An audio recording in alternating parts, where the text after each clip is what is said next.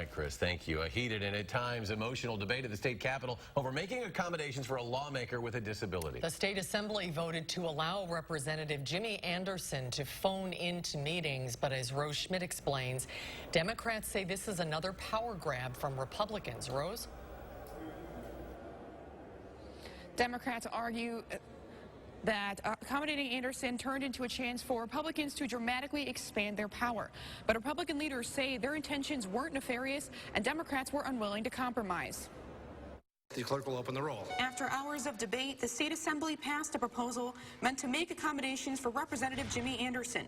Anderson made an emotional plea, revealing personal details about the car crash that left him as a quadriplegic and killed his entire family. And I started begging my mom and my dad to tell me that they were okay. And all I could hear was the ticking of the engine. And that was until I bled out. Anderson says last year's overnight lame duck session left him needing surgery because he needed to sit too long. Earlier this year, he asked Republicans if he could phone into committee meetings when he can't be there in person. I am asking to be included in the legislative process to the best of my ability, and to think that I would be disrespectful to this building offends me to my core.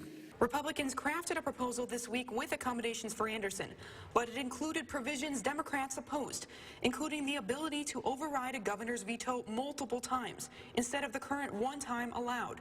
Democrats say it's an attempt to limit their and the governor's powers, but Republicans argue that's not the case. Read the resolution. Does not change the veto override process. What you're talking about, if we truly wanted to be nefarious with this and somehow wait until all of you are gone and do this, well, we couldn't do that. Late in the afternoon, GOP leaders decided to separate Anderson's accommodations from the veto override proposal as a result of his emotional speech. They asked Democrats to meet them halfway.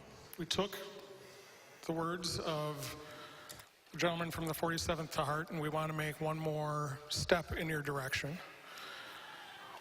We're hopeful that by doing this, that you'll take a step back for the first time. But all Democrats, including Anderson, voted against the changes, saying they limit the power of the minority party to force debate on their bills. Governor Tony Evers' spokesperson says in a statement that Republicans are still sour more than almost a year after an election, and today they adopted Lame Duck 2.0.